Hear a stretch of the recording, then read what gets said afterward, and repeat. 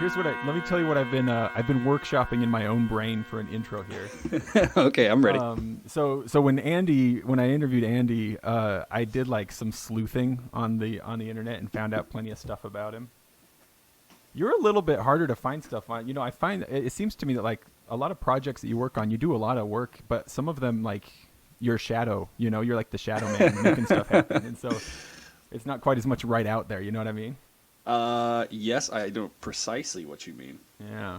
But so here's what I was thinking. Like, so here we go. All right. Well, first of all, do you know any good like old prospector swears? Like sailorman swears. They're not real swear words. Like tarnation or consarnate, that kind of stuff. Malarkey. Okay. Get your prospector swear ready. So here we go. For those of you who don't know, I'm here to let you know that this is a family-friendly show. So if you want to listen to something terrible and offensive, you've got 5 seconds to do so. 5, 4, 3, 2, 1. Tarnation. Malarkey.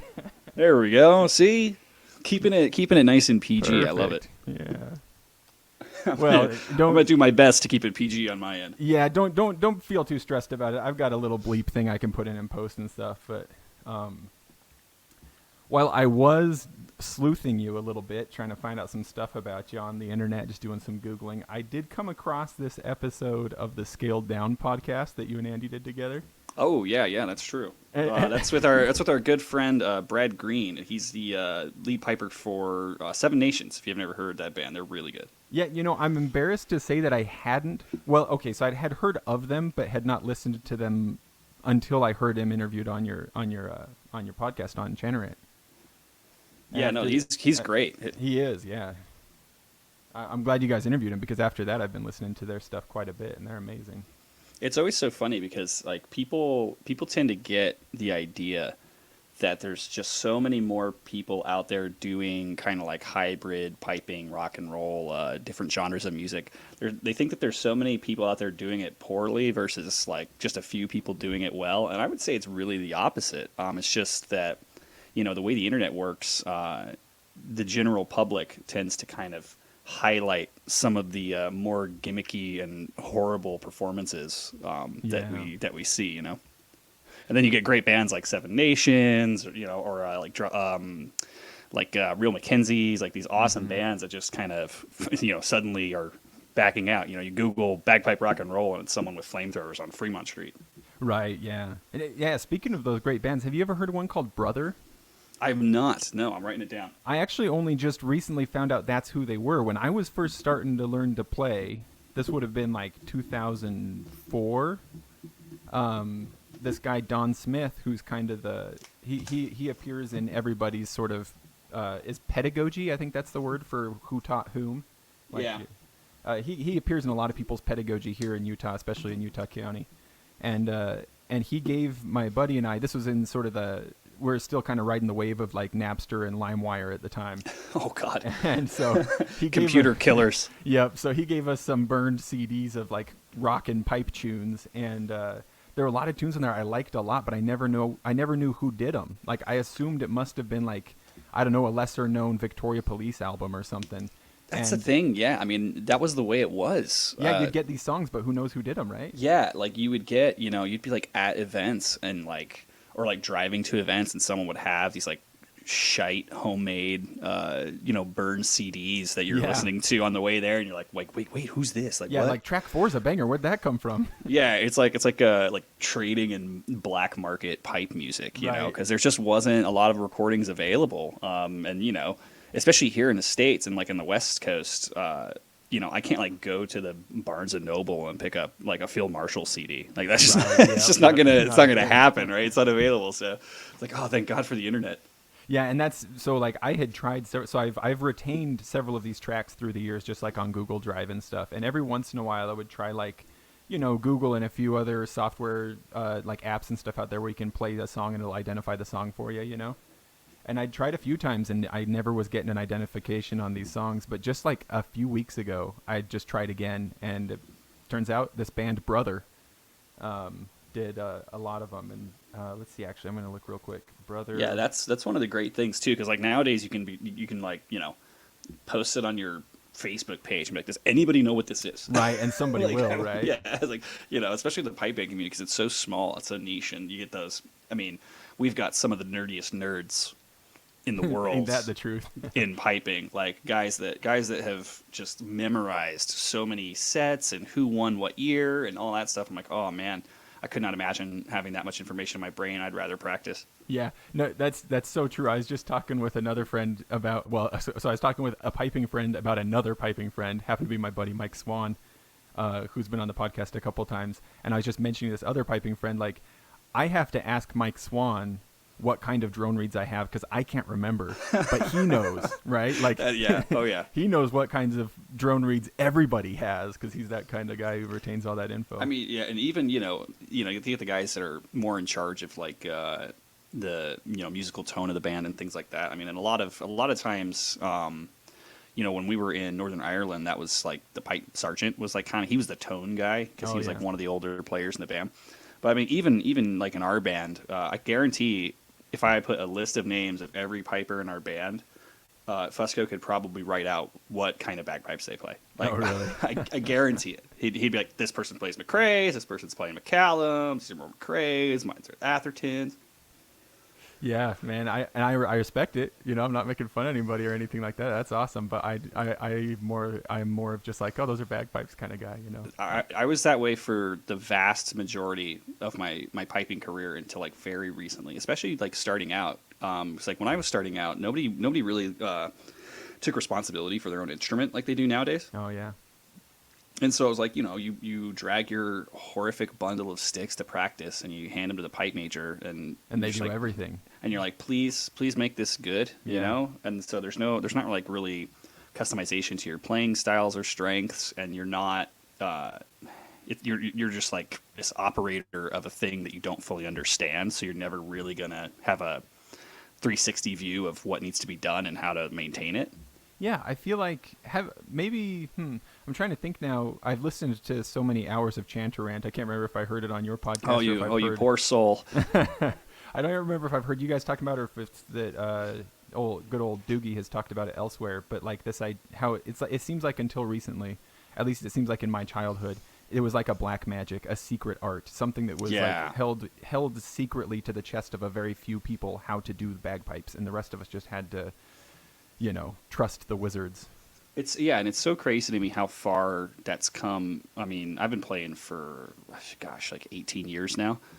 And it's amazing to me how far that's come from like when I started where nobody knew anything about anything to like everybody is a like gear critic and like comparing drone reeds and all this crazy stuff. Right, now. I'm like, it's great, right? Because I mean, it's a rising tide lifts all ships, right? So the more people that know this kind of stuff, the better the overall quality of playing becomes, especially in America, where like honestly, like West Coast American bands are not regarded globally as like super great. You know? Of course, it's us and all of our friends, so we don't want to come across as being degrading. Yeah, but the honest truth is, we've got plenty of room to grow. Like, there's a lot. And that tide could rise quite a bit over here. Yeah, I mean, you hear like a grade 3A band in Scotland, and then you hear like a grade 3 band here. With the exception of the tremendous winners. Oh, did they win 3? I think was it Pasadena won 3. I'm pretty sure when they went to the Worlds. I mean, their band's phenomenal, but holy hell, the amount of work that they put in as a team to get that win is just insane. And then you go to like a grade 4 contest in Prescott, and it's like, no offense to anybody, but it's not the same, right? It's like, all right, the same thing. Yeah. I'm gonna hear three bands play 3 attempts at Duncan McInnes. Right. Yeah. All with glaring issues. Right. Yeah. But it's it's one of those things we talk about on the show sometimes. I think we talked about this recently, where it's like, if you do everything right in your band and you bring a player in and you cultivate them and you make them a competent competent on their instrumentation, competent on their tone, maintenance, and blowing, and you get them to be really good in your grade 4 band, they're just going to leave and go play in a higher grade. Right. That's when they leave. It's like if you do your job perfectly, you get constant turnover, and if you do your job poorly, you just like have crap sound. You have like you have the same people for 10 years playing like crap. So you're kind of damned if you do and damned if you don't. Yeah. Yeah, and I don't want it to come across in any way like a discouraging thing at all, but like that's where our pipe band is set up. Well, at least originally has been set up like as an educational organization first. Like the main focus is get people in here and teach them how to play. And we also, I don't know if it's the same everywhere, but Utah's pipe bands, it seems in the past, have been kind of territorial, kind of tribal, which is kind of a funny thing where there are so few people who play pipes. You'd think that we'd all just be, I don't know. I've heard some people actually blame it on the fact that, like, with alcohol laws, we haven't been able to have a real beer tent at games in Utah, and so we can't really hang out. I've been to the Utah games plenty of times. There's beer if you know where to look. Right. There's no worries there. There's some speakeasy tents here and there, right? Yeah. But I mean, honestly, it's like that everywhere. Like we're the only civilian band in my area. And we've got like an Emerald Society band, and like the fire service guys kind of have like a group that they put together to play. I don't want to like crap on them, but I don't want to call it a band because it's like 4 dudes. Well, if anybody wants to hear you crap on them, they can just hop over to the Chanter Rant. Yeah, I'm about to say they can hop over to my show. The funniest thing is like I'm friends with a lot of those guys, and like a lot of them listen to the show. Oh yeah. So it's just doubly fun when I give them crap because it's like, dude, like come on, man, like you got ears, like what do you want me to do about this? Yeah. Yeah. You're a hero and all, but tune your drums. Right. Well, yeah, and that's the thing. I don't want anybody to feel bad at all about this, bringing it up. But the fact is that like we're in this position where we try really hard to bring a lot of people in and teach them how to play, and then they, with real raw talent, we've had a lot of people who progress quickly, and then you can't blame them for then going, okay, well, I'm a young person with now this incredible, playing ability on the bagpipes or drums, and this is a grade 4 or grade 5 band. I'm gonna go play with the grade 2 band, and who can blame them? Of course. Yeah, no, and you gotta encourage that, right? Because I mean, the other thing people forget. We talk about turnover. We talk about like bands, whatever. Like that's your friends. Yep. Like the people in your band are like the people you hang out with a ton, like once a week and a lot of weekends.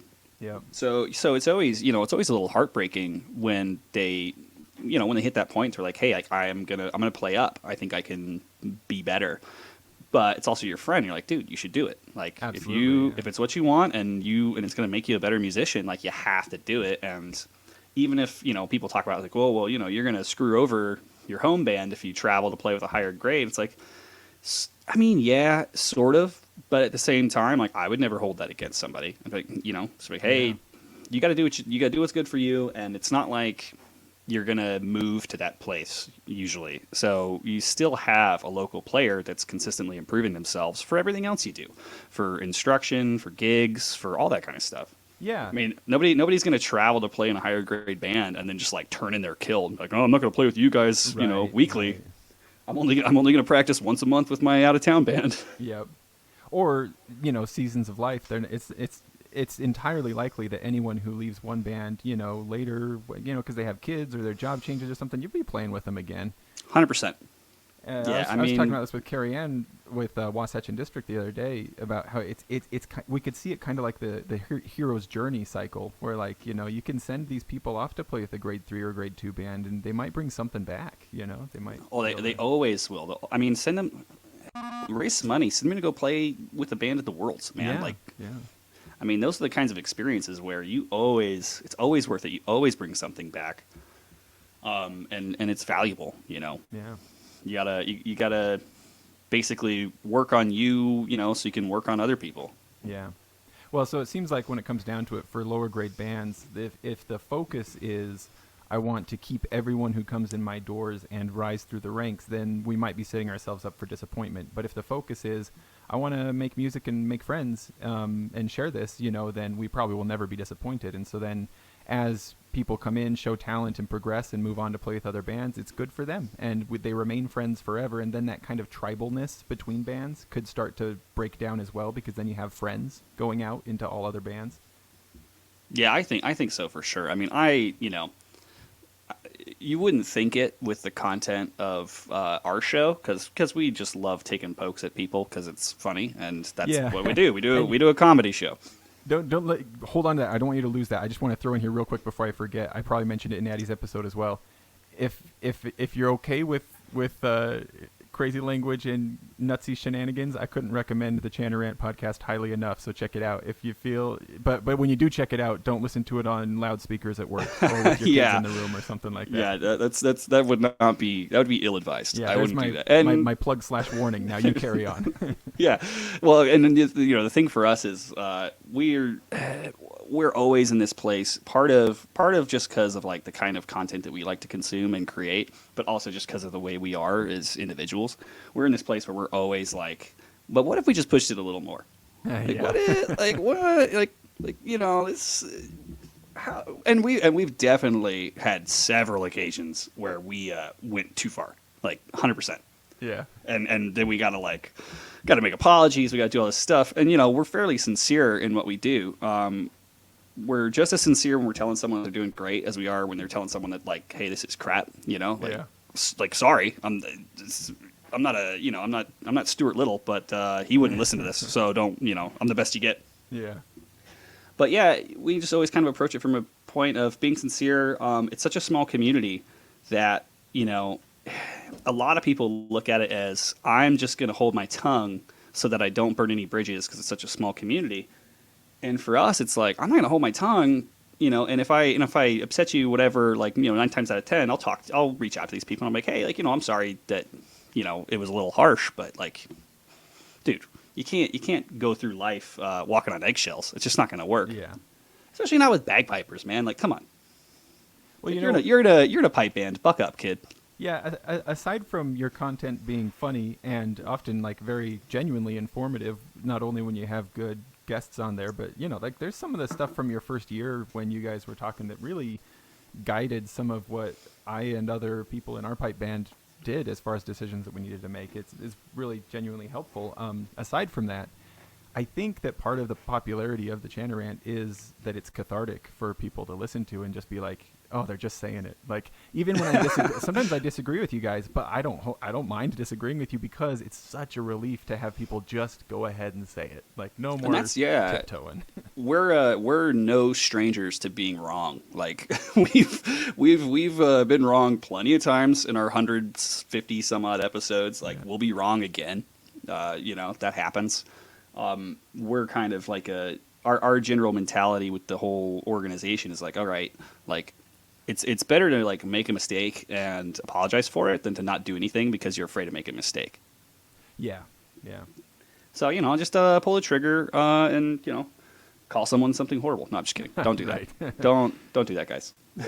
Well, we've learned that lesson for you. You do apologize, though, and I think it comes across as perfectly genuine. I think that's part of why some of the people who I know have been deeply offended by the Chanter Rant in the past. Still listen. Some of them, they still listen, and some of them are even coming around to be guests on the show now because it's like you give it some time, you realize like these guys, it's basically a private conversation that we all get to listen in on. Yeah, and our hearts are in the right place. And we've had very few occasions where like we had beef with someone, and it was like we were genuinely like mad at that person. Sure, yeah. Like usually we're just like, hey, don't be an a-hole, man. Like, yeah. Come on, And sometimes we're the the old saying is if you're going through life and you run into an a-hole, then you ran into an a-hole. If you go through life and every person that you run into is an a-hole, you're the a-hole. Yeah. So I kept that pretty PG for you, man. You see how I did there? Hey, I appreciate it. It was really kind of you. I was going to say I listened to that episode of the Scaled Down podcast. First of all, I thought it was funny that this is a podcast, for anybody who hasn't heard it before, that focuses on people in sort of the creative space and how their relationships work. It is, and so a lot of these thumbnails are of like married couples, and then this thumbnail of you and Andy, I noticed that you're like 6 feet apart with 2 women between you, just to make absolutely sure that nobody suspects that you happen to be a romantically involved couple. Was that the? I think that was the Showgirls. Yep, definitely a couple of Showgirls. Yeah. And so it's like, let's just make absolutely sure everybody knows that we are hetero and we are. This was pre-COVID, but you're social distancing in a wonderful way from each other. Anybody that knows me and Sco definitely know our history of often imbibing too much and partaking of the feminine form. Let's just put it that way. All right. Well, and speaking of imbibing too much, then I look at the show notes from this episode, right? And a few things that stood out to me as keep in mind, this is me getting ready to interview you, right? Yeah. Okay, how'd it go for these guys? Let's see. We've got Josh gets drunk about halfway through and starts to slur his words as we try to get past his game show host personality. Yep. Then we have this part was great. If you learned a few new words, or all of a sudden you think that we're devil worshippers after this episode, we can't blame you. Like, all right. Yep, this is the guy I'm interviewing. Yeah. Well, and they're so fun, and they have such a interest. I don't know how much you know about them, but I would look into some of their early episodes if you haven't heard the Scale Down podcast. They have such an interesting history and such a strong relationship. Like, it makes so much sense for those two to be people who are interviewing people about their relationships. And for us, it was a creative relationship, right? It's like, I've been doing creative stuff with Sco for, I don't even know how long, 15 years maybe? Yeah. Who knows? Yeah, and not aside from a lot of other projects, I will give, with no warning, just a complete 100% plug. If anybody has not looked at the excellent content that the Las Vegas Pipe Band has on YouTube, you got to get on there. There's some stuff that's really good and informative. I love the interview with Stuart Little, for example, stuff like that. But my favorite stuff are these, like, the cost of a wicked tinker, Andy wearing a dollar bill T-shirt. Oh yeah, and like so much of that stuff, because we decided I had just moved back to Vegas. I was living in Reno for about 5 years. I was doing school, and then I moved back to Vegas. And I got back involved with the band pretty quickly. I hadn't played in a while, so I was getting my playing back up. No, I would love to say because I was focusing on my studies, but no, I was in college, man. I was having a good time. Yeah. And so then, I come back, and the band had already the leadership of the band at the time. So Andy was a pipe major, and then we had a president, Evelyn, at the time, who was awesome. She was a piper, and then she was a president. She just had, she was so far ahead of the curve of like content type things, and like, here's the channels where we should start growing the band to get more exposure. And they were like, yeah, we want to do some YouTube stuff. And Josh moved back, and I had a background doing like, videography, audio, all kinds of anything you have to edit on a computer, basically. I was like, yeah, I know how to do that. Yeah. And they're like, they just gave me the keys and ran with it. They're like, all right. So I remember in those first couple of years, like we were doing a video, like we were posting one video a week, no matter what. We had like 4 different kind of like types of content that we would be shooting. And that's how it was. It was we're going to have some serious stuff where we're doing interviews and whatever, because we have people traveling through all the time. We're going to do, performance stuff, obviously, from the concert, because we worked so hard on that. We should start filming it and like getting good filming for it. Yeah, I was telling Andy, that is what I think all pipe bands should aspire to for like community outreach concerts. That Celtic Thanksgiving is amazing. Oh man, it's so much fun. I mean, don't get me wrong, it's an absolute organizational nightmare leading up to it, but like once you're stepping out on stage, it's just like the best. It's the most fun that you never want to have again, Yeah. And then so we were doing that stuff, and then we are 2 goofballs, so we're like, hey, we got some ideas for some stuff that we think people would think is funny, like pipe band people. Pipe band people might think this is funny, and they always kind of drove a thing, right? I mean, the dollars the dollars taped to a half-naked Andy Fusco was that was a bit to sell fundraising T-shirts. It's such a good way to sell.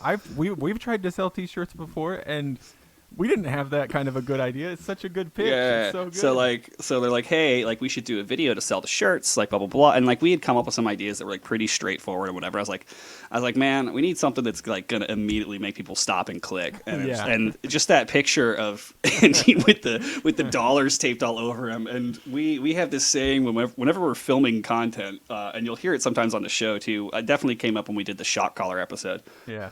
But like we're constantly saying like, oh, this is the new like dumbest thing that we've ever done, By the way, somehow that bar keeps raising. Yeah, you wouldn't think, or lowering, right, one way or the other. Yeah, or lowering one way or the other. Yeah, that shock collar episode was actually the first episode that I've ever gone onto Patreon to watch, so I could get every single minute of it. Because I was like, my God. I don't want the edited version of this. I want every last little bit. It was that's genuine pain that you're seeing. I can vouch for that. But yeah, like when we when we talked about the shock collar idea, we had no idea how much that thing was going to hurt. And like by the time that we had realized our error, we were like, we're about to record, and we'd already advertised it. Yeah. Not to mention you were raising money for kids with cancer, so you couldn't. Well, yeah, no. Like we told people, like people had already sent in donations before we hit record. We were like, oh man, like we gotta do this now. Yeah. And so yeah, that was a full send, and I never want to do it again, and I feel like we're never not gonna do it. So I'm just gonna slowly steel myself for next time I have to get electrocuted. Yeah, just electrocute yourself once every morning or something to start getting used to it, right? It was bad because it was so funny because I had shocked myself before Fusco had come over, and so I knew. It's like he's like, how is it? I was like, oh, it's bad. He's like, really? And he was my favorite part from that episode. And I don't think it made it into the YouTube like compilation video because the compilation video was just the hits. You know, it was just us getting zapped and swearing. And I loved like the whole first like 30 minutes of that show because he was so visibly terrified for when it was going to be his turn. Because he saw me getting hit, and you know, he's like, I know Josh, like he's kind of a tough son of a bee. Like if he's jumping like this is gonna hurt. Right. And I was like, yeah, dude. Like, it was so funny. And then my other favorite part, because my girlfriend was actually the one that was administering. Right. Did that strengthen your relationship, or has that become a wedge? Every time I see her reach for a remote control, I sweat. Got a little Pavlov's dog thing going on. Yeah, she reaches for the TV remote, and I sweat a little bit. I'm like, wait a minute. But yeah, and so it was fun because she never gets to like do Chanter Rant stuff with us usually. Yeah, and well, so maybe that's actually safest. Right? And she had, it's definitely safest. It'll definitely extend the length of my relationship. Yeah. But yeah, and so she had her just cackling in the background while we are being tortured. She had so much fun, and I was just like, ah. Well, at least it's a nice moment we got to share. It's like, hey, this is what it's like to do the show. It's often insane, you know.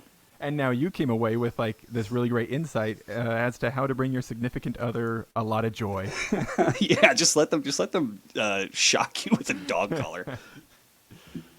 They'll get a kick out of it. Although I think she enjoyed shocking Andy more. Oh, that's probably good. I mean, she comes back to you or something, right? But it's just one of those weird things. I'm always wondering. I've been wondering since we started the Pipeband YouTube channel. When does the well run dry? You know, of just like weird, crazy ideas, and it hasn't yet, and it's been a long time. So I feel confident we'll always come up with something new and stupid. Yeah, robbing a bank or something like that. Yeah, I mean, you can, and I think one of the content's so popular, both the video and like the videos. Because people can tell we're having a good time, and at the end of the day, that's the pipe band is right. It's, I mean, don't get me wrong. There's long crap practices and long crap parades, but like there's so much more to it. Like in terms of expanding your friend group and traveling and seeing places and meeting new and interesting people, and calling them swear words on the radio. Like it's just a fun world to be a part of, and we're very fortunate that people want to watch our shenanigans. Well, they sure do. Your shenanigans are excellent. Not to inflate your ego too much, but you got some good shenanigans going on. Now, as I looked around trying to find dirt on you, I did find Josh McEachran, who is a footballer in the UK who was making £1.5 million as of 2014. That's not you. No, I definitely took the wrong career path there, but I don't think I can run that much. Yeah. Oh man. I've only been on a real football pitch once or twice in my life, and it blows my mind how big they are. They're humongous. I play soccer like on a basketball court during the winter, and like that gets me tired. But man, people talk about like football fields, like American football fields, being right. like, oh man, well I could run an American football field. And it's like, dude, these guys could run an American football field 700 times. Like, yeah, like I was like, you got nothing. Bro. Not to mention kick a ball across it. Yeah, well, that doesn't. let's just say growing up in the southwestern United States, there wasn't a lot of soccer. Yeah, a lot of soccer didn't going spend a lot on of for time me. with that. But what did Nah, go on just- with you? That's what I want to ask you about. You're Josh Mac Ekron. Is that how you'd pronounce it? Mac Ekron? Yeah, Mac Eckern. Mac That's Ekron. me. Mac Ekron. Yeah. It's a cool last Nice, name. I like nice that. Russian name. Nice Russian name. I like that. Yeah. So this is a Easter egg for your audience that nobody else knows. My middle name is actually Angus. Oh, is it? Yeah, so it's Josh Angus McEckern. Well, that is just about as on I mean, point as you could get. yeah, for bagpipes. if I'm not going to play bagpipes and wear a kilt, what the heck am I going to do Yeah. with that kind of a name? So then take me back to little Josh. Where'd you come from? What do you like? What did you like as a kid? When did you first hear bagpipes? Give me a biopic. Yeah, so I am from Las Vegas, where I currently live. I'm one of the rare born and bred Las Vegans. And then growing up, I played guitar first, and so I was playing guitar in like crap garage rock bands, as one does when they're very young. Oh yeah, what I did find something. Emu Love Fest. Is that, was that your band name? Was it Emu Love Fest? That was one of the bands I played in. That was my band. I think it was in like middle school and high school. It's a great I name. think. Great Yeah, name. that was me and just me and three of my friends. Kids that kid that lived in my neighborhood, a couple friends from school. Kind of a rotating cast. My brother was in the band for a while. He played bass for us. Now, And we were easily the loudest band in Las Vegas. easily the loudest, huh? Yeah, probably. some I wouldn't say the amps best, that go to but 11. I think we probably graduated high school around the same time, probably within a year or two of each other. I was born in '89. oh yeah. So I graduated 09. Okay, so I graduated 2 years ahead of you. Yeah. So it seems to me, I'm just thinking like music genres that were cool at the time. What would kids have been playing? Like, were you doing like emo-y stuff, or were you doing like screamo stuff? What who were you following? Were you following Slipknot, or were you following My Chemical Romance? What kind of stuff were you doing? We were weird, man. So we played because you're right. Like around that time, especially going like local shows, there's like 3 genres, right? Yeah, Like in here in Vegas, you'd go to a local show and it was like screaming death metal, yeah. or ska, and that was basically like that's what you had. Yeah. And then in our band, we all listened to such different music. It was really weird. So I don't know how I would describe it. It was like maybe like freaking Hootie and the Blowfish meets Smashing Pumpkins or something like that. Like it was Okay. we had all these, and like some of our songs we had this weird mix because like I was writing I think I wrote about the vast majority of the songs I wrote Musically and lyrically. yeah, and they were so weird because like I was still me, so like I was still like writing funny stuff and like stuff that I thought would be fun. So and we had songs that would be in, mind you, this was a long time ago, kids. So we had songs that would be in very poor taste today as far as their subject content. Mm-hmm, mm-hmm. But we had like some serious ones, and then we had we'd have a serious song about like drinking and drug abuse, and then we'd follow it up with a song that was like called "She Must Be a Lesbian," because and like the point of the song was that like this chick didn't want to go out with me.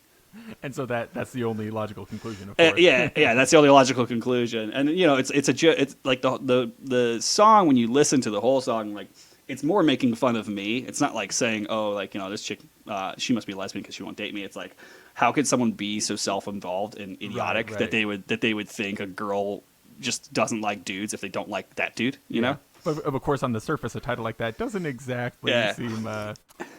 And it was weird. It had like this kind of like a reggae beat verse, like a type thing, and then the chorus was just like full on power chords, just going nuts. And then we had like some like more punk rock stuff. We had some more like weird, crappy rock ballad type ones that were never as popular. The songs I hated the most were always the most popular songs. No, and what did you have? Yeah. Were you playing guitar then? Your brother on bass? You had somebody on keyboard and someone on drums? So I was playing lead guitar and I was vocals for the vast majority of the songs. I had a couple covers that I didn't have to sing on, which was great because I could just rock out and sit in my corner and enjoy myself. But yeah, so I played guitar and sang, and then I had another really good friend of mine, best friend for years, who played guitar and sang. And then my brother played bass, and then my like childhood friend that lived behind my folks' place played drums. He lived behind my folks' place in another house. He was in the same neighborhood. It's not like in a refrigerator box. Yeah, you didn't have a tent set up in your parents' backyard there. And yeah, that's what we did, right? We would get together after school and we'd take over the garage in my folks' place and just, God bless my parents and their neighbors for putting up with us. It's a good childhood. I mean, it sounds like a great childhood. But we had fun, so I'd be playing in bands and stuff. And but before that, I was playing guitar just myself before I was in any bands. Going. Well, there's a bleep for you. Going, 20 minutes back to when you actually asked me a question that I went on this tangent for. That's sort of the model for this for the show. So don't worry about it. Yeah. So I had gone to. I don't remember if it was. It might have been a Renaissance fair here.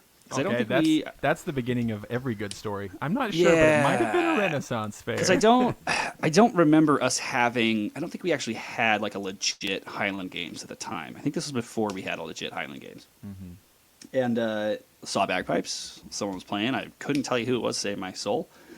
But someone was playing bagpipes. And I was like, oh, I was like, that's really cool and like really loud. Like that's awesome. I'd love to learn how to play that.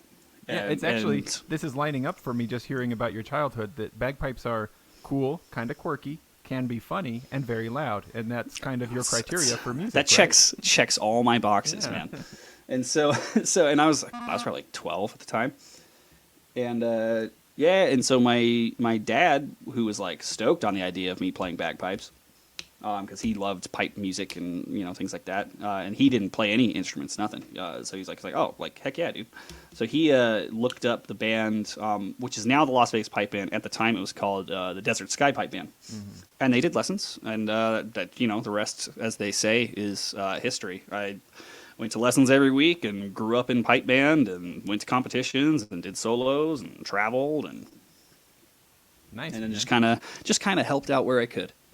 Now, okay, so. But you left, so that you played with Desert Sky, then you left. When you came back to Vegas, was it still Desert Sky, or had it been rebranded at that point to Las Vegas Pipe Band? I think they changed it. I want to say they might have changed it before I left. Gotcha. I'm not entirely sure. The timeline is a little fuzzy for me, just due to years of substance abuse. But But yeah, I think we had changed it to Las Vegas Pipe Band before I left, and then I came back. And it's so funny because while I was gone, the band had like 30 people in it, and then I came back and it was it was like 5 guys. You I'm like, seemed what the to hell? chase them away or something. I just moved back. I'm like, where the hell are all the players? I saw a video of you guys. There was 30 people in the band. Yeah. Where'd everybody go? But you get people got married, people moved, people kids went to college. Like that stuff happens, man. Band is super.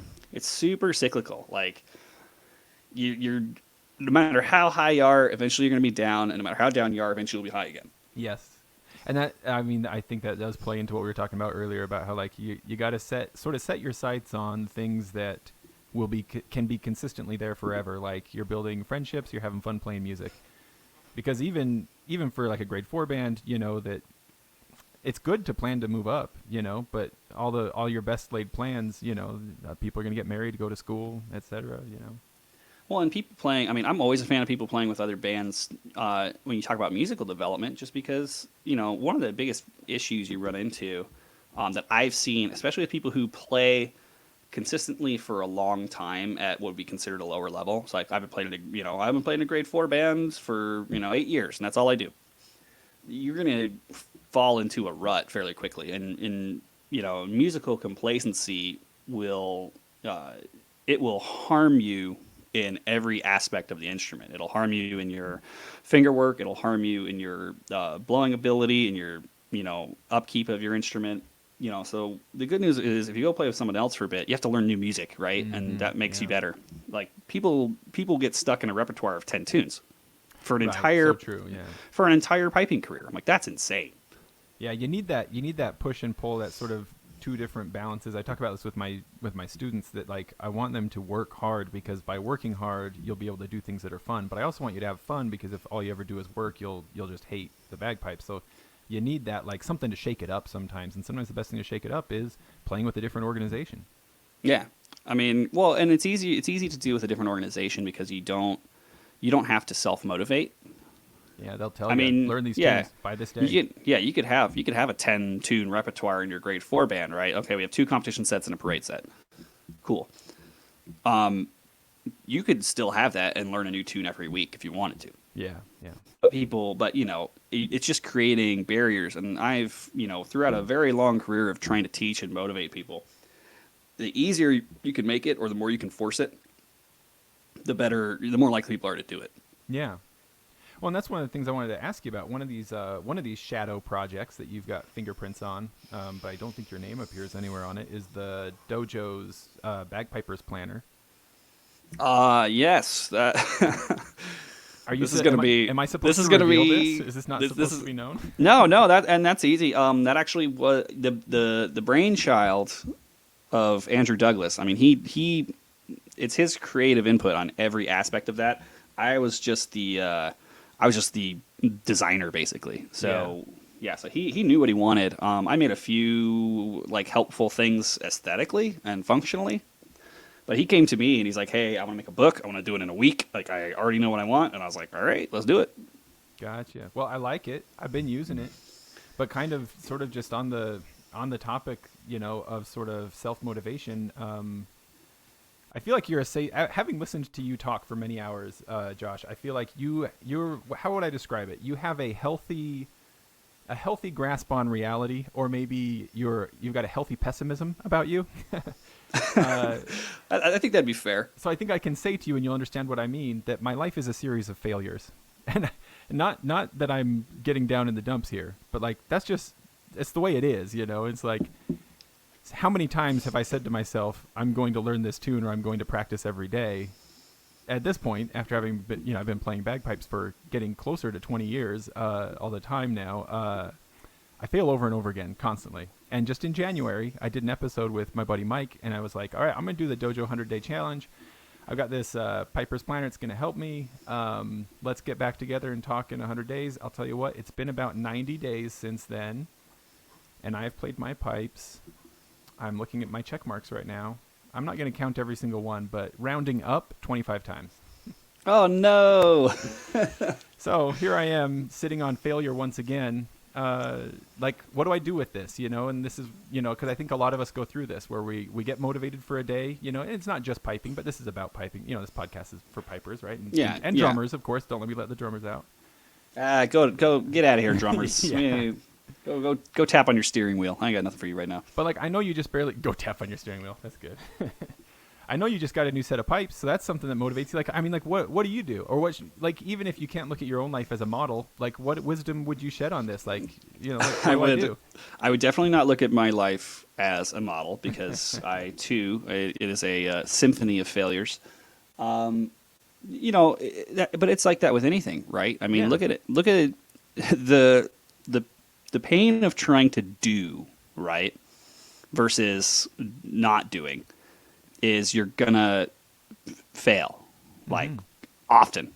You're gonna fail often and consistently, and you kind of need to develop that realization that if my goal is to go to the gym every day for 30 days and I only do 15, I could look at that as a failure because I did half of what I wanted to do, but I did 50% more than nothing also. Right. That's that second bit there. I think that is what I have a hard time hanging on to sometimes. So you gotta you gotta mantra that. I mean, for me, I've got a healthy list of screw ups in my personal, professional, hobbyist career. But it's like you gotta. What's the alternative? I guess you're not gonna get. I could sit on the couch and binge more Netflix, I guess, but that's not going to bring me as much joy as nearly getting to a goal. If I go, I tried it and I think I watched all of Netflix. I'm bored with it now. Yeah, it's just one of those things where it's like, one, you have to, and this was a hard thing for me, especially during the pandemic because I had such a hard time self motivating and I was so down in the dumps because I wasn't seeing I wasn't going out to my band once a week. Yeah, and even a crap practice is better than no practice. So true. So, and I got down to the dumps and I wasn't playing. I mean, I probably didn't pick up my pipes for the first 6 months of quarantine. Yeah. Because I was like, on the outside of that now, looking back, I'm like, oh, what an idiot, right? Because it's something that I enjoy doing. The simple act of me getting my instrument out and playing it would have lessened my depression, which would have made me more likely to continue playing. You know what I mean? Like Right, but it's a feedback loop. But when yeah, you're that's the tricky thing about depression, right? It makes it so you can't do the thing that would get you yeah, out when of it. you're inside of it, right? It's really hard. You can't see the forest for the trees, right? Like Yeah. it's really hard to figure that out. And so like I totally get it. If you're going to do this for a while, and I'm hoping that all of the people that we associate with and the people that are listening are going to stick with it and do it for a while, you're going to have to get used to getting knocked down, dude. Like that just happens. Yeah. It's not like show me a person that has just without any personal, physical, psychological, emotional struggle, like picked up their pipes consecutively for 500 days and submitted to contests and showed up to band and all that stuff and just been like a perfect little piper. Like that person doesn't exist. Right. So don't try to be that person. Just be better than you were yesterday. Yeah.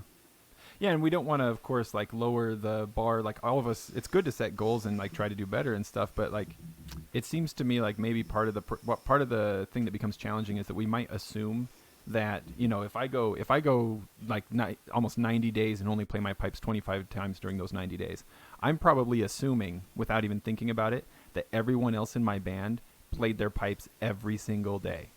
They probably didn't even play them once in those 90 days. And that's maybe I need a little bit more of a superior attitude about myself and just assume that I'm doing way better than everybody else in the world, which also isn't true, but maybe that's healthier. Probably not. See, that's supposed to be a joke, right? But yeah, and I couldn't recommend the 100-day challenge enough because one, it's an incredibly supportive, awesome group. Two, it's a great way to one tune on your instrument once a day is like that's not gonna kill you. That's not hard. yeah. And once you get into the rhythm, it's the genius in a lot of doogie stuff is that it's habit forming. So you're forming habits without realizing you're forming them. Yeah. I attempted the 100-day challenge probably like a year ago. I made it to like day 35 and then failed. And I was like, oh, I suck. Like, oh, poor me. I started again. I think I'm on like day 12 today or something. I'm going to play probably right after this. And it's so funny how it became a thing that I look forward to. Yeah. I'll be going through my day. I'll be doing one of those like, ooh, I want to play my bagpipes when I get home. Like, Right. yeah. That's one thing that, like, when I talked with my buddy Swan in that habits episode that we did, we talked about like how do you remove barriers, how do you set up sort of triggers and reminders, things like that. And when the playing that I have done in the last 90 or so days has come in like starts and stops. Like I played consistently for 6 or 7 days at a time. Mm-hmm. And what often has happened is like one thing that I decided to do that I'd never done before is I just kept my bagpipes out. And so like at the end of the day, I turn off my computer. That's when I play a tune, Yep. so they're right there. Not Yeah, in the case, you can't see right now, but I'm sitting at my desk in my office, and behind me, my case is open. My bagpipes are fully assembled except for the chanter, which is it's in its like little humidifier cap, like just ready to rock for that exact same reason, right? Because you just go in, you slap them together, bang out. I post a video of me playing every day for my 100 days. So, and you don't have to do that. You can just say that you did it. But I was like, it's fun. I get to play for people that I don't know, and I get told that my blow stick's too long every single day by Andrew Douglas. But yeah, so I just have like a little phone tripod in my room. I set it up. I hit record. I bang out a tune or two, and then boom, I just post it. I mean, the whole process from tuning to posting probably takes me about 10 to 15 minutes. And it's like, dude, who doesn't have 10 to 15 minutes? Yeah, so you remove barriers, makes it easier to do it, right? Yeah, and then, sometimes pipes are sounding pretty good, or I've had a couple beers and I'm in the yard playing because it's nice out, and I'm like, oh, let's bang out like 5 or 6 more tunes. Yeah, and I think that's the idea behind the 100-day challenge, right? It's like it's 100% the idea. Just one tune, but of course, once you're playing that one tune, you'll be like, I'm going to play a little more. Yeah. I mean, everyone gets that point to where like I've had a few of them where it's like getting kind of late at night, and I'm like, oh crap, like I don't want to bug my neighbors too much. I'm going to do one and done. Right. But it's just building that habit. Put your instrument together, tune your instrument, get everything going, bang out a tune, mark it off, mark the day off. Yeah. Well, and that's as I look back over where my empty spaces are, where I didn't play for 4 or 5 or even 6 days at a stretch. It almost always is the day following a funeral. I go play a funeral, and then I come back and I leave my pipes in the case, and the next day Oh, I don't yeah. pick them up, and then I'm out. So like I haven't established a habit yet because I never go more than 5 or 6 days. See, here's what you need to do. You have a smartphone in your pocket, I'm assuming. Yeah. All right, you take that smartphone out and set an alarm for 6:30 every single day. Yeah, there you go. And just 6:30, bagpipe time, baby. Like, Yeah. I'm gonna pull the soundbite out of this episode of Josh Mc. And now I'm afraid of saying your last name wrong. Don't worry about it. McEachern, that's me. McEachern saying bagpipe time, baby, and that's gonna be my alarm. That's it. Yeah, bagpipe time, baby. Let's do it. and it's so funny because you see rapid improvement. One, I mean, like I said, for me, it's part of my day that I look forward to now. It's never like, I gotta play my bagpipes. It's like, like sweet, I'm gonna bang out a tune when I get home. Right. Now then it's just trying to figure out what to play because by day 50 the repertoire is going to be getting a little thin. Yeah, if you're keeping track in like this bagpipe in the Piper's Planner here, you write down what you played on each day, and like I have noticed like, I play the same 4 tunes quite a bit, don't I? Maybe I should try some of these. Let's dig up some tunes from high school or something. Yeah, I did one. I posted. I think it was the one I posted yesterday, and I was like, crap, I have to do a quick one because I had a bunch of stuff to do later that day. And I was like, you know what? I'm gonna dust off my old like grade 3 MSR Stress Bay and like see how that's hanging up. It could use some work. So if I end up recording that one again over the next 100 days, I'll be okay with that because I will hopefully be able to see improvement. Yeah, see improvement, right? There's progress there. Now it was so funny too because you can like in the video you can see my speed start to ramp up as my dogs are about to knock over my tripod that has my phone on it. I'm just like, no. The you and Andy's soon to be significant other, right? Beer Boy Brad, you guys are doing this little competition on the dojo, right? Yeah, so we've been working on. It's so funny too because I'm so behind on edits for this. Like I am on edits for everything. But we decided that we're like, hey, let's do because we both play like video games. Yeah. And so we'll game together sometimes. Like, hey, let's do the dojo like it's a video game, basically. Yeah. Because you can get like points and you can get achievements and all that kind of stuff. Is Andrew Douglas going to provide a boss at the end? He's definitely the boss battle. He is 100%. The boss. He's the boss battle. We'll have to get through some of the sub bosses like Carl and people like that first. Right, but yeah, so we're like, hey, let's do that, and it's super simple right now. We're gonna try to come up with some ways to zhuzh it up. But it's just Josh and Brad beat the dojo. Basically, we kind of get together once a week and we record a recap of like what did we do? Did we get a lot done? Did we not get a lot done? Did we do any cool classes? Or did we just grind through stuff? And then that's it. We literally post that, and we're just keeping track, of how did we do in the dojo recently, and who's getting more points, and who has to take punishment shots at the end of the episode. And is the competition points specifically, or is it also street creds, which belt level you are? 'Cause, they've got like the dojo has a few things like that, right? It's specifically points right now. We might get, but our goal and the thing we set out for is like, what if we try to 100% the dojo? Like what if we try to do everything that they have? Try to do it all. Yeah. There's no way we could ever do it, right? Because it's massive. It is huge, yeah. But it's fun because we're like, all right, cool, like and it gives me an excuse to get on Zoom and chat with one of my friends about nerdy bagpipe stuff once a week. So who wouldn't take that? Yeah, something we're all lacking at present, right? Yeah. So it's been fun. I try like not just with bagpiping, but with like all aspects of my life. I'm constantly trying like new apps or like bullet journaling or all kinds of stuff to like get myself, focus more on work, learn a language, work out, play bagpipes, all this stuff, be a better dad, all kinds of things, And I did use an app for a little while. Have you ever heard of this app called Habitica? Habitica? No, I have not. It's like an RPG. You get a character and you set your own goals and how many points you're going to get for each goal, and then you get you can buy like armor, swords, stuff like that. And you fight little bosses with the like XP that you gain from doing your chores, basically. That's awesome. Yeah, basically no reason for me to insert that little plug for an app, but there you go. This episode of Droning On brought to you by Habitica. Habitica, play your bagpipes. They'll probably take that. They're probably cool. Now I see on your LinkedIn profile, Josh, that you're a freelance marketer. You're a nonprofit executive director. You're an EMT student. Is that done? Are you getting close to finishing up? Yeah, so I've finished all of my like didactics, my psychomotor skills stuff, and then I have at the end, I believe at the end of this month, maybe mid-month. I should probably look that up. I have to do a written examination. Basically, that's the only thing I've left, and then I'm EMT Josh. Woo! Do you not want to say, or is this headed in a certain direction? Are you headed for police or fire or EMT specifically, or hospital? Yeah. So I actually was working as a communications and marketing director for a nonprofit organization, medical nonprofit organization, for a couple of years, and it just wasn't a good fit, and I got tired of sitting at a desk staring at a computer, making other people money all day. Yeah. So I decided, I was like, hey, I'm going to try to find a new gig. And I had a lot of friends that are actually here in Vegas in the fire service. And they're like, hey, you should come work for the fire department. I was like, all right, so what do I need to do? Oh, that's awesome, man. So I did my EMT training during the pandemic, which was interesting for sure. And then just applying to different jobs, finish my certifications. I got to get a lot more education, obviously, but I'm gonna be the oldest dude in the academy if I get in, but that'll be okay. You'll be able to tell the young whippersnappers about real life. Hey, I may be the oldest guy in the academy, but I'll be the best guy in the service band. All right.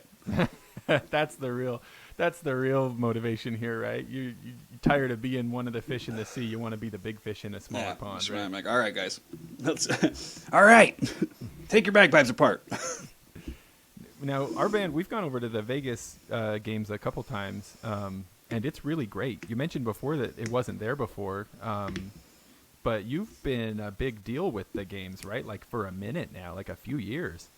Yeah. So I think when I started volunteering with the games, with the Las Vegas Celtic Society, which is a nonprofit organization that runs the event, 2005 maybe. So I was like 15. And most of the work I did back then was like operational. So,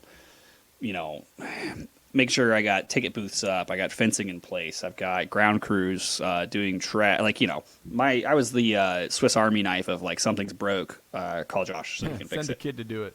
Yeah, like Josh is like something's broke, we don't know how to fix it. Someone call Josh on the radio, he'll know how to fix it. Yeah, he's got some baling twine and a pair of pliers. He'll be Dude, fine. Yeah, man, I got I'm still finding zip ties in my 511s, man. But yeah, so I did that for years, and then I kind of worked more on the planning side for a while, and then obviously, I went to school, and I would come back. I would come back for the games every year to run ground crews. I just set up the event, run the ground crews, tear down the event. It was a pain in the ass, but it's good friends and good fun, and I drank beer on the job, so who cares?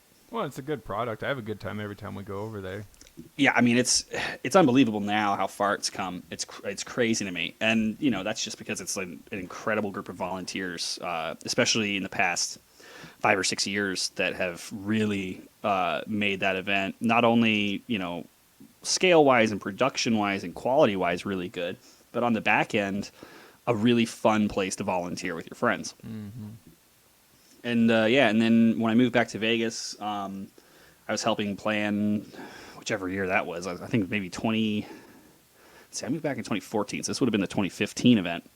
And we had some turnover. We'd had some turnover at higher levels that we needed to, fill spots and someone who could wear a lot of hats. And so that's when they made me the executive director of the organization. And the rest, as they say, is me pulling my hair out on an annual basis, right, to get that event off the ground. And luckily, especially in the past couple of years, I've been, the years we've been able to do it, I've been consistently adding to my what I call my Avengers of Highland games management folks to kind of help take stuff off my plate, run their areas. You're all stars. Man, yeah, that's what I remember when I get them to, when I first got some of the new board members and like chair members together, and I was like, all right, guys, like you're the Avengers. I'm Nick Fury, baby. So I got you together. I need you to do stuff. If you have questions, ask me. There's no facet of the event that I've not been either deeply involved with or ran myself for a year. So I'm like, if you guys have questions, I got 15 years of knowledge up in my bucket. Yeah. Just ask me questions, bring me good ideas. Like, let's knock this thing out of the park and let's have a good time. Yeah. And I think everyone has a pretty good time at that event. I've never done anything to that scale with the games, but I have helped to organize just the piping competition of games a few times, kind of help steward and stuff like that. and I love doing it, but in all honesty, like thinking on the experience, what did I get from it? To some degree, I maybe I'm sad to say that to some degree I kind of lost sympathy for the competitors to some degree, you know, because it's just like I can see you that. have no idea how hard it is to get this stuff together, or how hard that person over there worked. You know, never a personal thing, but like these people over here have been working for months to put this together, Yeah. and you're seriously going to complain because the shade isn't where you wanted it to be while you were warming up. You know, do you feel like this hollowed out what was left of your soul? Like, Yeah, 100%. Yeah, you know, you definitely get that because it's like and you know, you get it from participants, you get it from the public, and you just gotta kind of like brush that stuff off, right? Because like no one's ever gonna like. Well, let me put it this way: there's gonna be a vocal minority that doesn't appreciate the blood, sweat, and tears that you put into something like this, Yeah. and the time that you're, you know, like I said, we're all volunteer, man. I probably work, you know, leading up to the games. It could be a part-time job for 6 months. I'm probably working 25 hours a week on game stuff, you know, after I'm doing whatever my normal stuff is. yeah. So it is crazy. I mean, it's an absolutely phenomenal amount of work. The thing that I always kind of keep in mind that keeps me sane and makes me not like deck a guest is, you know, for the 3% of people who show up and are just like sullen a-holes about everything, and nothing is perfect and nothing is the way that I want it, and blah blah blah, and how dare you, you know, charge me to come to this crap event Yeah. that I could have just stayed home if I was gonna moan, you know. Right. For that 3%, like there's sometimes not as vocal, like 97% of people who are having a great time. Yeah. And Well, you just got to keep that in mind, you know, like you're only going to remember the people who were just, but for all of those folks, there's way more people that would like shake your hand and buy you a beer if they could. Right. It's probably like how you can, when you witness a negative interaction at a restaurant or at a store, you see a customer maybe being unreasonable, you think, well, that person was never a waiter. That person has obviously never worked in the service industry. Yeah. It's like those They people would never behave like that, you know? Like, right. And so you get people complaining about an event like a Scottish festival. It's like, okay, you've obviously never volunteered for anything in your life. Like, well, yeah. It's like, well, why don't you have this? Or why isn't this here? It's like, because it didn't work out. Like, yeah. Not enough like, peacocks, right? yeah, like it's not going to be the same thing every year. We've had that with like artists. Like, well, you don't have this artist this year. It's like, yeah, because we had him last year. Like, Right. I don't want to put on a carbon copy of the event Right. every year. Hey, and I get really excited about like logos. I'm really into, you know, just like clever logos and stuff. Of course, the Las Vegas Celtic Society /Games has the peacock in their logo with all those cool knots and stuff. Oh, we had to. Is that because the venue was the park with the peacocks, or like which was the chicken, which was the egg, or which was the peacock and which was the egg in this case? You know. It was definitely the peacock. Yeah, and it was the venue. I mean, you know, for all the times that we've had people tell us we should hold it somewhere else, I've promptly told those people where they can stick it. That's where we'll hold it. Yeah, I mean, as much of a pain, absolute pain, as it can be, like working with the city in a city park that they're constantly like making changes to without any input from us. It's the only venue I think that you can really hold it right now. I'm not saying that there won't be a venue in the future in Vegas that would be more suitable for what we need, but it's pretty. There's shade. It's out of the way enough to where it's not like, you haven't probably been to a lot of the parks in Vegas, but a lot of them just cannot sustain 11,000 people over 2 days. I've been to 2 city parks in Vegas, and yeah, neither like no offense Vegas, but neither was like wonderful. And especially early on. I mean, I remember when we would consider the weekend a smashing success if we had like 1,500 people. Yeah. And early on, you know, people talk about the peacocks, man, and like they're awesome. We're hanging out with them all day, and I'm like, yeah, like why wouldn't it be a peacock? Like, come on, Yeah. it's us. Like we got peacocks all over this park. They're part of the event now, almost. Yeah. You know, They're like the unofficial mascot becoming official. they are. Yeah, that's exactly how I put it when I put that logo together. Yeah, I do like that logo. I was like, hey, like, you know, we gotta lean into some of these things. I don't Yeah. want to put a outline of the strip on the Las Vegas Celtic Society logo. There are we don't do various, anything. Untasteful things that are associated with Las Vegas as well. Oh, man. You could certainly use Dude, the logo if you wanted like to. some of the old shirts, and like I don't want to I don't want to throw too many of our former volunteers under the bus, but I will throw some of them under the bus because they were not nice people. But like, like how many times am I going to need like Elvis or a showgirl or Dice on it's a freaking Highland Games shirt, man. Oh, I've got some commemorative mugs from earlier games that have those yeah. kinds of things on them. Yeah, in my cupboard right now. I had people who like, yeah, like I still have poker chips from a year where you guys were like handing out poker chips with logos on them. I'm like what in the hell? Like, don't get me wrong, it is a Highland Games, it is in Las Vegas, but it's not like I don't have showgirls and Elvis walking around my park, right? Because it's a Highland Games. Which one first, right? Is it a Las Vegas festival that happens to include Highland stuff, or is it a Highland festival that happens to be in Las Vegas? Well, and it took a while. It took a while to convince people, and it got easier once I was higher up in the organization because I kind of had more pull, and I could just kind of like, no, this is what we're doing. Yeah. It took a while to convince people that our event was good enough in quality of performance, of venue, of vendors, of clans, of volunteers. Like, the event on its own is good enough to represent itself. We don't need to make it gimmicky.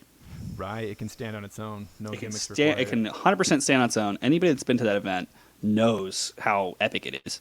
Yeah, it is. It's excellent. And so it's just like, yeah, like we don't, let's put a bagpiper and someone throwing a caber on there because that's what they're actually going to see when they get to our event. They're not going to see crap tables. Right. Like, let's lean into the fact that we're celebrating Celtic culture in Southern Nevada, not trying to shoehorn Las Vegas imagery into a Celtic event. Right. Well, it is an excellent event, and I think that's perfectly justifiable. And I like the new. Well, I say new. Like, I like the peacock logo. I like that a lot. Oh yeah, man. We love our peacocks now. Well, and the branding in general, it's very good branding. And again, I don't mean to make you uncomfortable by inflating your ego or anything, but a lot of your branding work is really good. You're good with this graphic design stuff. It's almost as if I went to school for it right, and did it professionally for 2 decades. It's almost like that. Yeah. The Chanter Rant stuff is great. I especially like the Secret Six line. I own 1 or 2 pieces of merch from that line. But I saw somewhere that you mentioned a sketchbook. Do you like to sketch like freehand? Like, do you draw stuff as well? Yeah, not as much as I used to. Yeah. Which is, probably unfortunate because if I tried to draw something now, it'd be crap, and I used to be pretty good. Mm-hmm.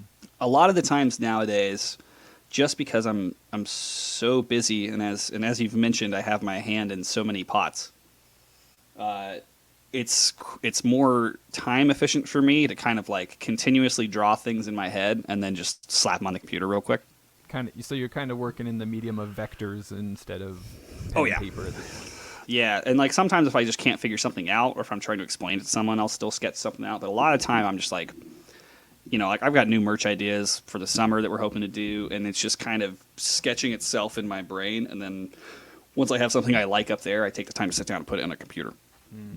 Hey, speaking of which, I don't mean to be one of those guys who complains, but what happened to the "Wash Your Hands, Hail Satan" T-shirt? I love that. It was a shirt that sold, I believe, precisely 2. Oh no! See, my plan, and one of them is mine. Oh, one of them mine. Oh, yeah. Well, that's me shooting myself in the foot because I was constantly telling myself like, one of these days I'm going to pick up one of those shirts. Yeah, one of these days I'm going to grab one of those.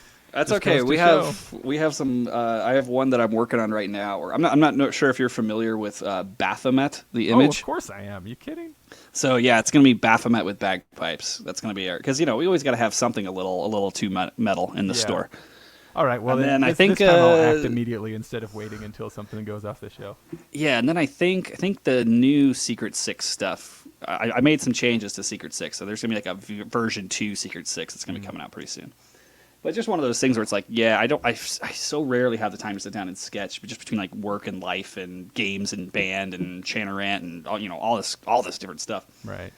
So I just kind of imagine things in my head the way I want them, and then eventually I imagine it exactly the way I want it, and I'm like, oh, okay, cool, I'm gonna make that. Yeah. And then some are just layups. Like, I was looking at our big LED sign. I'm like, why don't we have that on an embroidered hat? Like, that looks dope. Yeah, and it does. Looks really good. So, the good news for me is I get to usually test drive our merch before we promote it too much. So I ordered myself one of those hats. I'm excited. Yeah. Now, but yeah, the Wash Your Hands, Hail Satan shirt was such a such a brilliant idea that just like nobody got. That's too bad. And it's like, and like sometimes, like yeah, like sometimes I think, sometimes that happens. Sometimes you have something that like, I remember when I was designing it, I was like, oh my god, this is so funny. And I was gonna do 2 versions originally. I wanted to do an English version and a Spanish version. Oh yeah.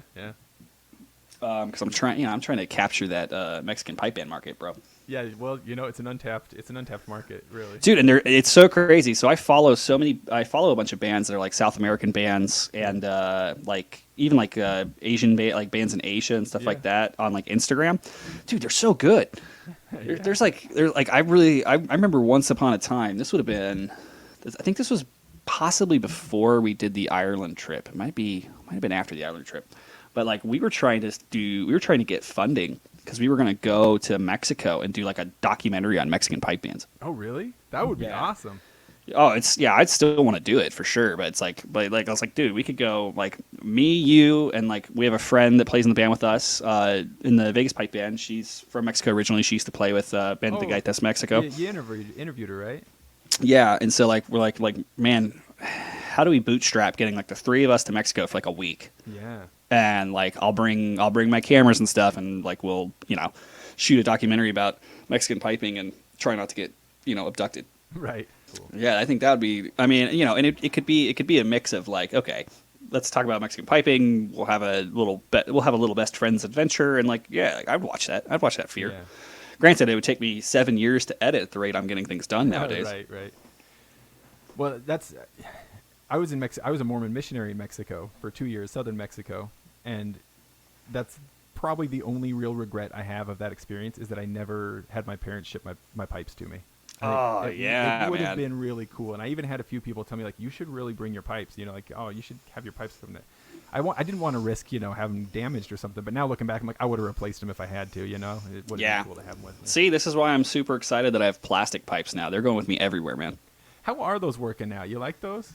Oh, I love them. I really do. I don't know what dark magic they used to create these, because I've listened to a lot of plastic pipes, and I remember originally a while back I was looking at a set of plastic McCallums because like, oh, I need a set that I can kind of beat the hell out of. Yeah.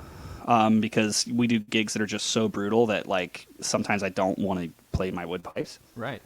I mean, we used to do the 4th of July parade here, and it was like a quarter-mile march, which wasn't too bad, but it was 110 degrees at 9 in the morning. Right. Yeah.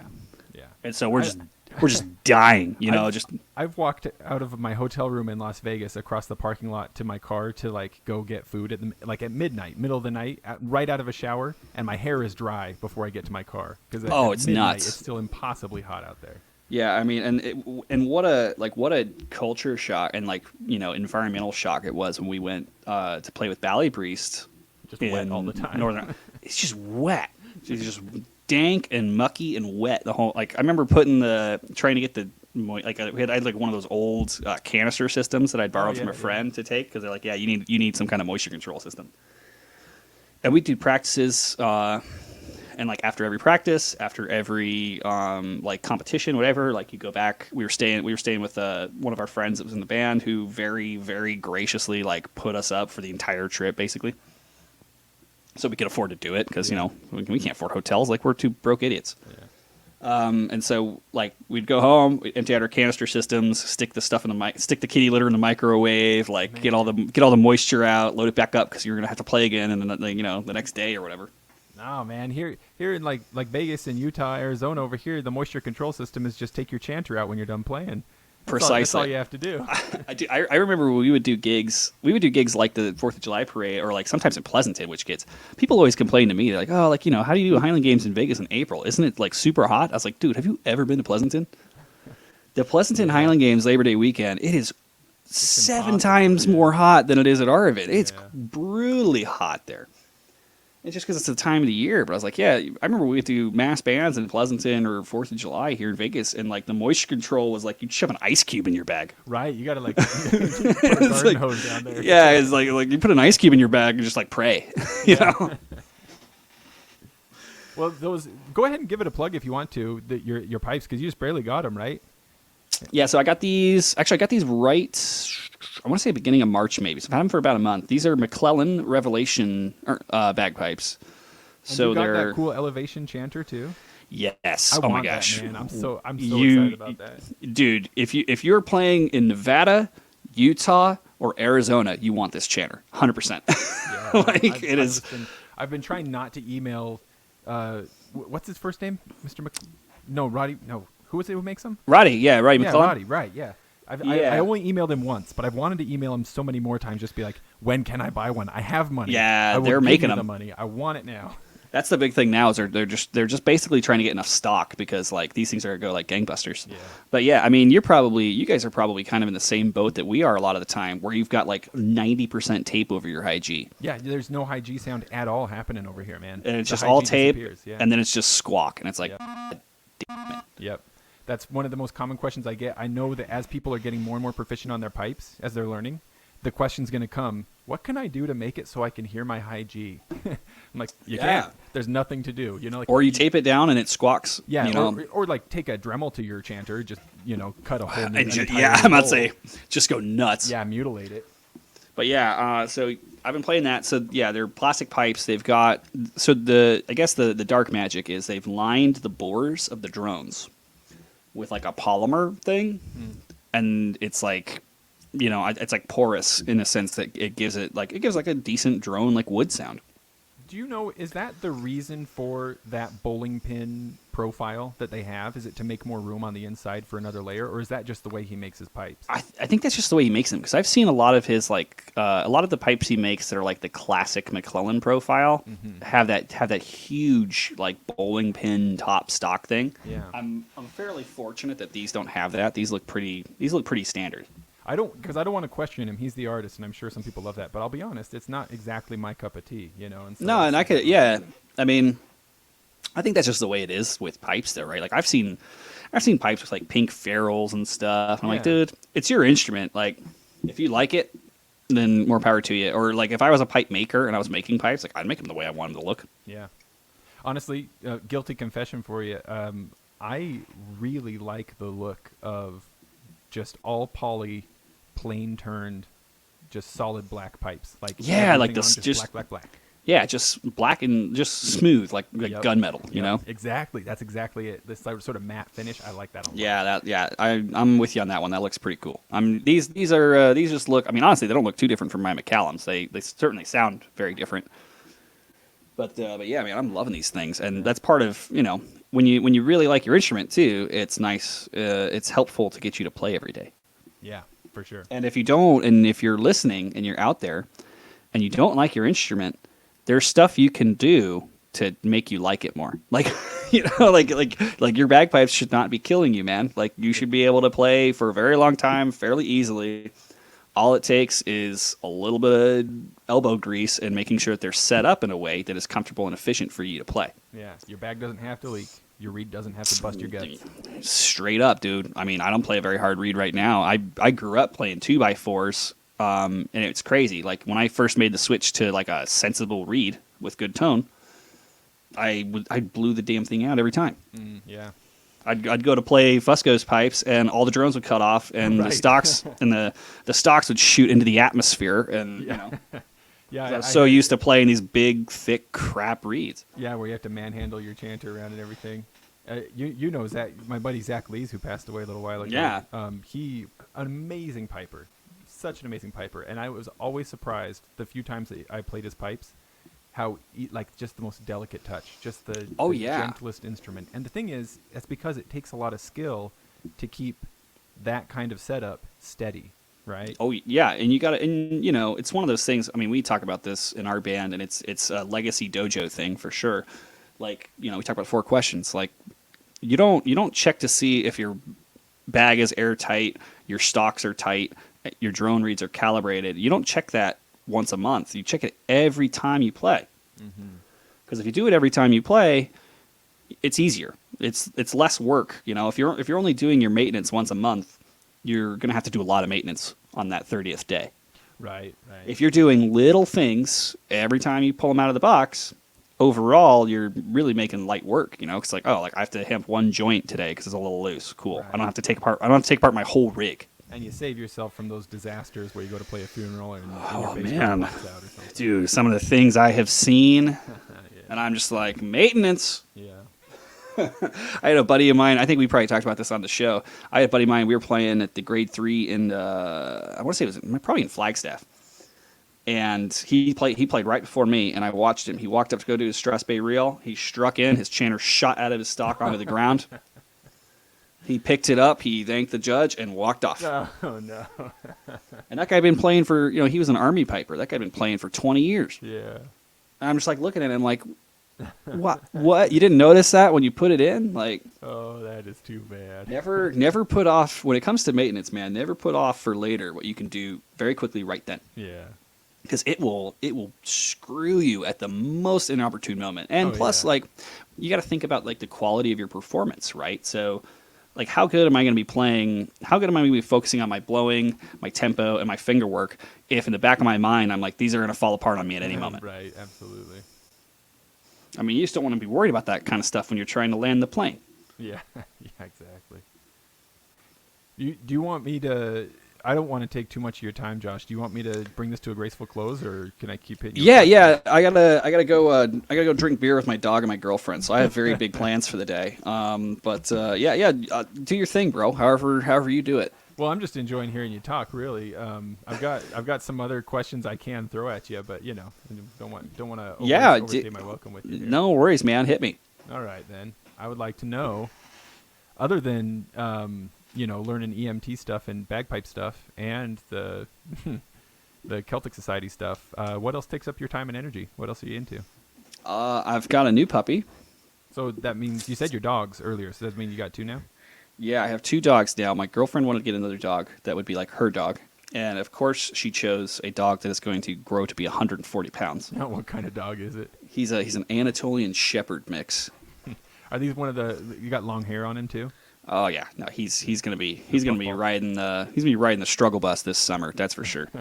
Dog stuff. I still work with some freelance clients. I do graphic design, marketing, branding, stuff like that. I got people that I just worked with for years, and they need something. They're like, hey, I need blah. Right. You're still my guy, so could you do this? Yeah, pretty much. So I spend plenty of time somehow still in front of screens. But yeah, and then that's most of my day. I mean, I don't know. You like guns, right? I haven't been out to the range in forever, though, because I don't want to use what precious ammunition I have. Right. Who knows how and when you're going to get more, right? Yeah. It's like I really want to go to the range because I'm like, oh, like, it's nice outside. Like most of my like middle of the day time is pretty free. A lot of the stuff I'm doing is like first thing in the morning or like later in the evening. Yeah.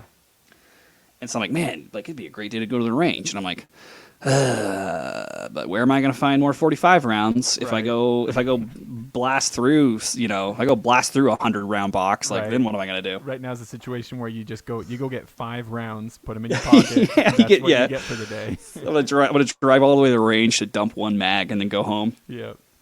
I've got so that's a little limiting right now, but hopefully that gets sorted. Otherwise I'm going to go buy reloading equipment just to make my own. Yeah, that's, my dad, like a lot of dads, as he got closer to retirement, he got a reloading setup. He's got a whole table with a tumbler and everything, and that's a lot of what he does right now. Dude, that's the ticket, man. That's the way to do it. Get a nice little reloading setup someplace with air conditioning, put the TV or the radio on, crack a beer, and just bang out 200-round box. And not only can you then reuse your own stuff, but every time you go to the range, you're gonna find stuff that you can pick up and reload as well. Yeah, I've seen a couple of those guys, mostly on like YouTube, where they're like, yeah, like I went out for range cleanup, I sifted 7 pounds of lead out, I'm just gonna make my own 2-3 rounds. Yeah. But I spend a lot of time out in the desert for work out in the desert and mountains, so I figured years ago that it'd be worth it to get a concealed carry permit just so I could be more comfortable with what I was carrying with me out there. Oh, absolutely. Yeah, and it's a good idea. I mean, it's a good idea in Nevada. It's a good idea in Utah for sure, because like you never know what's out there. And I feel like people are we get a lot of people who open carry here. Yeah, we do too, and honestly, it makes me uncomfortable because it's very. I could grab that just as quickly as you could, man. Yeah, I just find my kid could grab that off your hip more quickly than you could grab it. I find it very irresponsible. It's like how, I get it. You don't feel like paying for the course, or like you want people to think that you're more endowed than you truly are. But I think most often that latter is. Yeah, but it's like, man, like you're not, you're making people uncomfortable. One. Yeah. Two, I mean, that's just like a shoot me first move, right? If something goes down, I'm gonna glack the guy with open carrying his Glock first. Right. So it's like I just don't feel like it's responsible. And like you said, I mean, someone's got a hip carry in a grocery store. How do you anticipate doing proper weapon retention? Right. Absolutely. I mean, anybody could walk up behind him and just slip it out. It's just. Yeah, like you said, Josh. Let's make some enemies with this episode. Yeah, it's like well, it's not even that. Like I'm a gun guy. I'm a pretty responsible gun guy. I think we are, wouldn't we? Yeah, I'm very much in many aspects of my life a safety first type person. Yeah, safety first, then teamwork. Well, I'll tell you. Like you said, dude. Like if I'm 6 inches behind you in the line at the grocery store, like I'm gonna get that out of the holster before you do. Yeah, for sure. Yoink.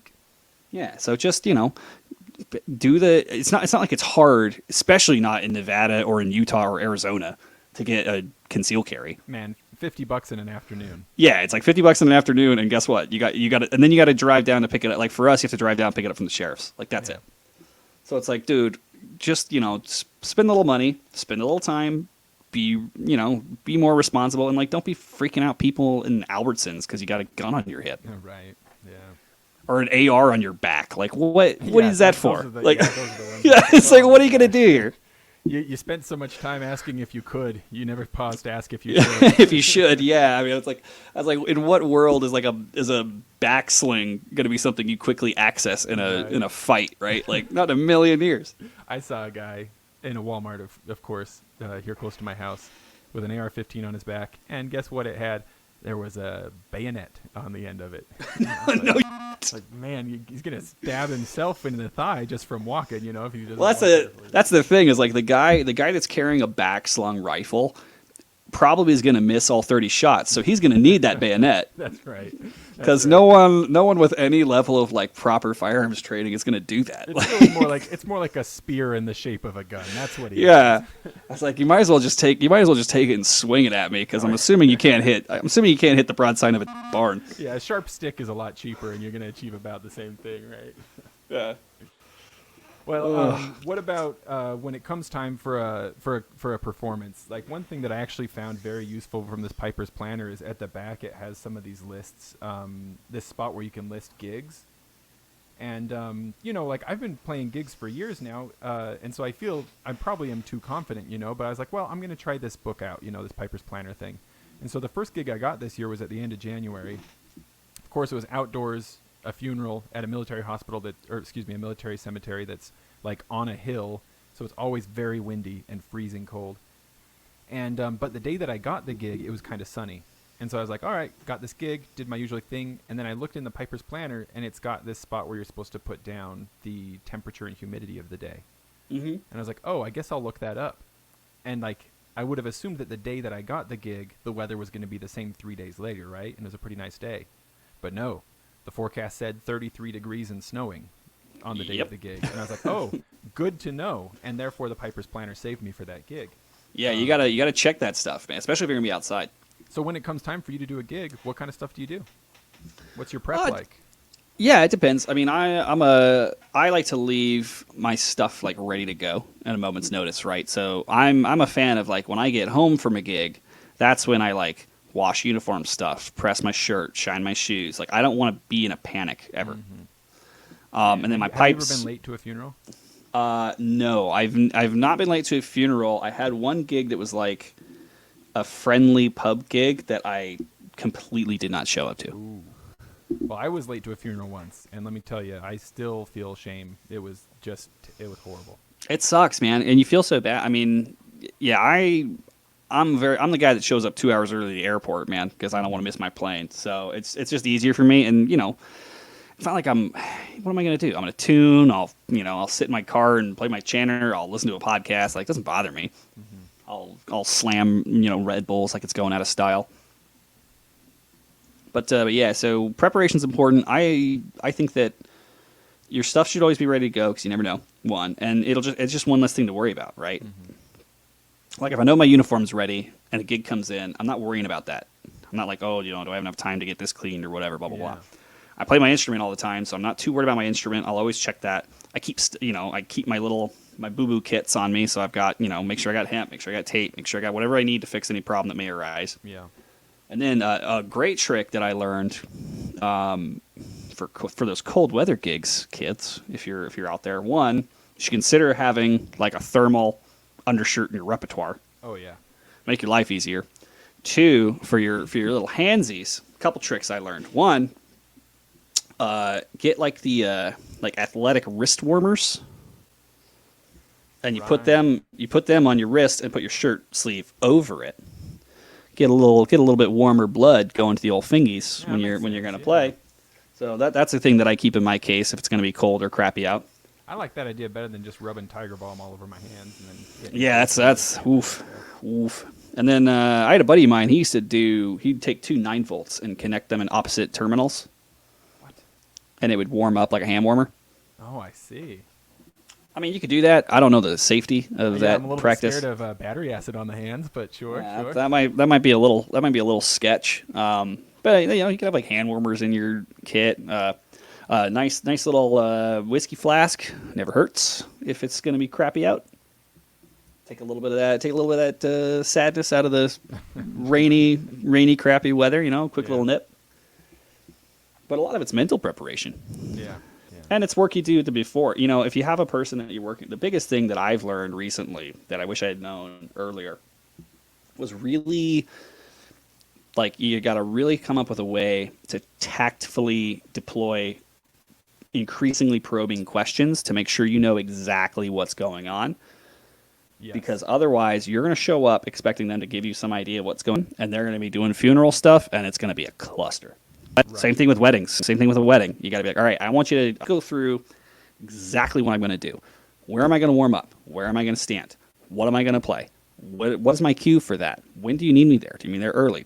Am I surprised? Is there a special request? Like, when am I going to be able to get the heck out of there? Also, who else is going to be playing or singing or whatever, right? So who else is going to be performing? Like, yeah.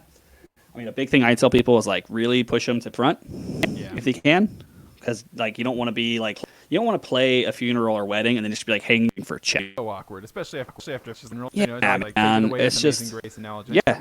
Thing. You should be like able to like show up, execute a detailed plan. And a lot of time, you have people who are either overwhelmed with options because they're planning a wedding and the bagpiper was the last thing they thought about.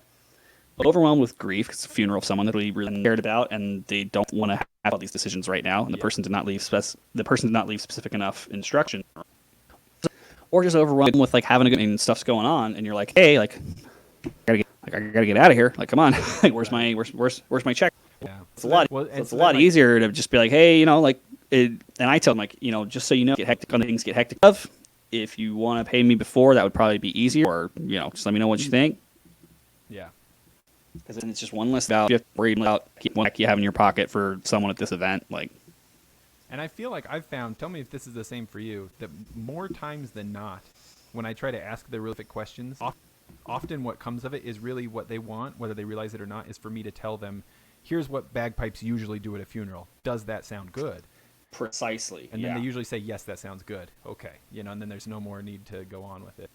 Yeah, no, I mean, and sometimes that's it, Like I tell you gotta help them get to a decision that they want. Yeah. Because they'll be like, hey, we're doing a funeral for Great Aunt Sally. We would love for you to play green sleeves as they lower the casket down. I'd be like, no, that's a bad idea. Like, yeah. Do you? I don't expect you to remember, but I sent you guys a recording that I'd sent to a customer with me to do memories from cats. Oh yeah, I do remember that. So bad, man. I'll tell you what though, for a cover of a bad song on an instrument that the song was not written for, I could tell it was memories. I mean, well, thanks. I'll take that as a compliment. But man, I had to convince them that was a bad idea. Usually, I'm like, I'll do anything you want. I'll make it work. You bet, because this is your thing, But that was the one where I was like, I really don't think you want this. Yeah, this is this is not gonna give the vibe that you're at. Like, let me tell you, the way to send your dad off. Let's not do this one. No, it's one of those things where you gotta kind of be like an advocate, right? You have to be like, hey, I'm a piper, I'm a musician. I know a lot about this instrument. Let me tell you what I think you want, and then we can make adjustments from there. That's better for them than you saying like, "What do you want?" Precisely. Yeah. It's not like, oh, well, here's a person that knows nothing about piping. Right. So it's like, oh, so what tune would you like me to play? And they're like, I don't know. What tunes are there besides Amazing Grace? Right, right. And I'm like, well, there are many. There's Scotland the Brave, for example. Yeah, well, and that's the thing for me. Like, I had people, I've had people before where I'm like, hey, if you want, like, I've got some tune recommendations, the tunes I know that you probably have never heard of. Yeah. If you want, like, I'll go when I'm home tonight. I'll record them and text them to you. Right, right. And just tell me what you think.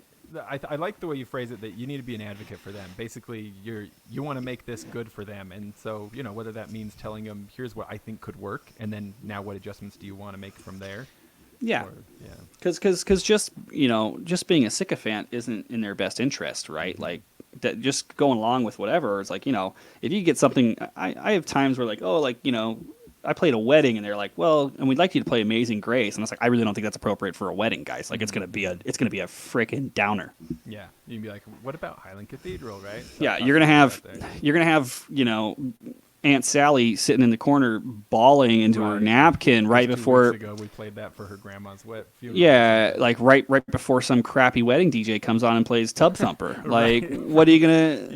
Yeah. Like let's think this through from a holistic standpoint, not just this one. Don't think about it just as this 5-minute segment. Like, how am I fitting into your plan for your day? Yeah. Now, if I could ask you, and maybe it's answered already, but do you have? I know that you're kind of a hot shot on Pumpkin's Fancy.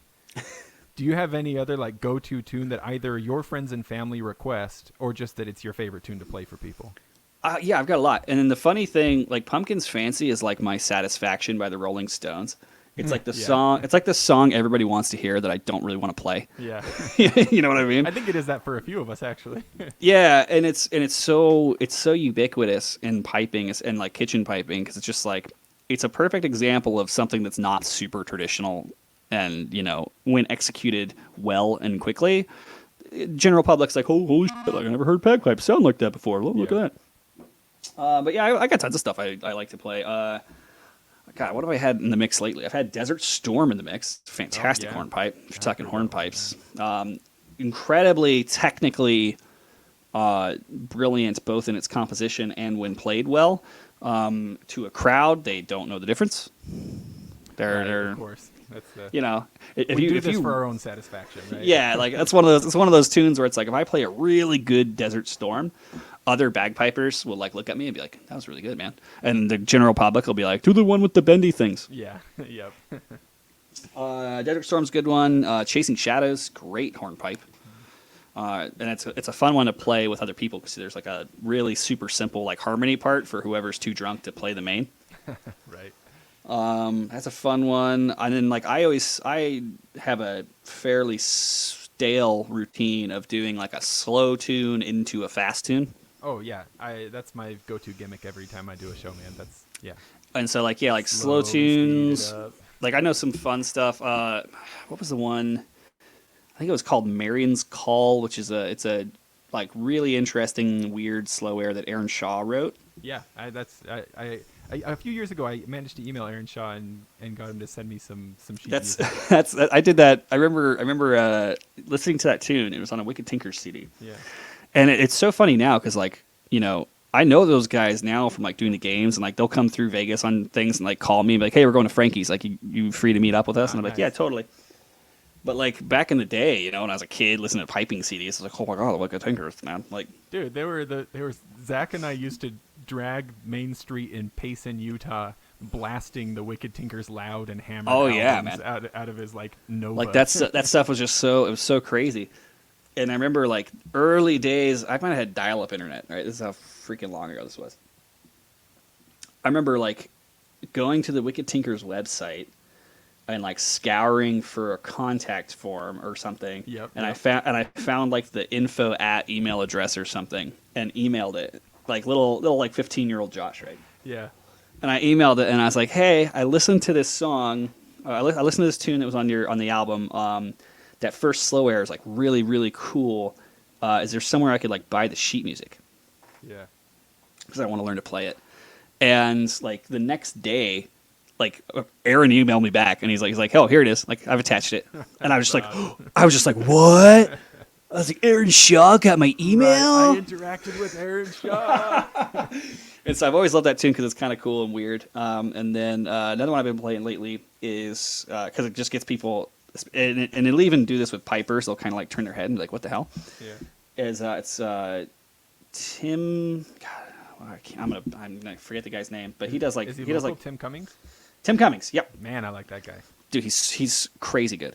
And he did. I saw a video of him doing "Man of Constant Sorrow" and "Sound of Sleet." I know exactly which video you're talking about. Yep. Yeah. And so I went on his website and I bought the sheet music for both of those. And so far I haven't done "Sound of Sleet" in a performance yet, but I'll do like "Man of Constant Sorrow" into like a hornpipe. Yeah. And that one's fun because on the pipes, on the Great Highland pipes, you have to actually play a C natural in that tune. Right. Yeah. Yeah. So it's just like a kind of a fun thing, and it's always fun when I play it around other pipers because they'll be like da dee dum dum dum, and you're like, oh cool, like this is like some kind of slow air tune. Dun, dun, dun, dun. Yeah, like all of a sudden you hit that C, and like people start like pipers turn, and like wait a minute, did he do that? Man. Did he do that on purpose? Right. Like, yeah. They're like that sounded like it was on purpose, but was that a honker? Right. Yeah, I don't know if you knew this.